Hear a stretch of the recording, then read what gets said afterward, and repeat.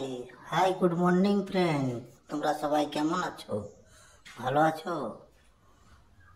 আজকে নিয়ে আসলাম নতুন একটা ভিডিও নিয়ে, যেটা দেখতে পাচ্ছেন সবাই, পিকআপ ভ্যানের ফ্রন্ট হুইল গ্রিস কিভাবে করতে হয়। প্রথমে বিয়ারিং গুলো ধুয়ে নেওয়া হচ্ছে।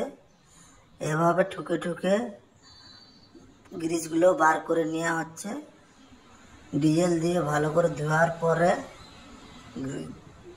ভালো করে ধুয়ে নেওয়া হচ্ছে। ভালো করে ধুতে হবে, কারণ একটু যেন পুরনো গ্রিস না থাকে। এইভাবে ডিজেল দিয়ে ধুয়ে পুরনো গ্রিসগুলোকে বার করে নিতে হবে। বার করা আবার ভালো করে বের করে নেওয়া হচ্ছে, ধুয়ে নেওয়া হচ্ছে।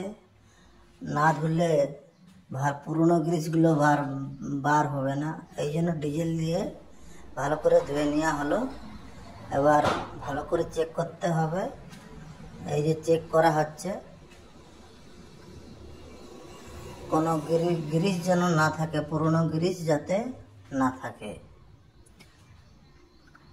ভালোভাবে চেক করে নিয়ে ঘুরিয়ে নিয়ে রেখে দেওয়া হলো। আরেকটা বিয়ারিং ধুয়ে নেওয়া হচ্ছে। প্রথমত একটা ধোয়া হলো, আরেকটা ধুয়ে নেওয়া হচ্ছে।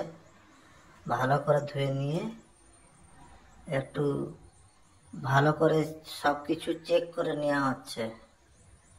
পুরনো গ্রিসগুলো থাকলে নতুন গ্রিসগুলোকে নষ্ট করে দেবে, তাই জন্য ভালোভাবে ঘষে মেজে রেখে দেওয়া হচ্ছে এক সাইডে। তার মধ্যে কলার আছে, সিম আছে, চেক নাট আছে, সবগুলো একের পর এক ধুয়ে নেওয়া হচ্ছে। ধুয়ে এক সাইডে ভালো করে রাখা হচ্ছে।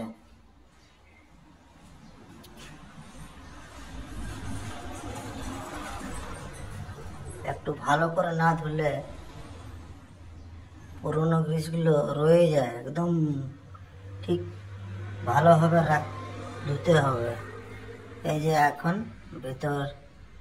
এখন ভালো করে তাওয়াটা ধুয়ে নিতে হবে, না ধুলে ময়লা থেকে যায়। ডিজেল দিয়ে ওই জন্য ভালো করে ধুয়ে নেওয়া হচ্ছে। ধুয়ে নেওয়ার পরে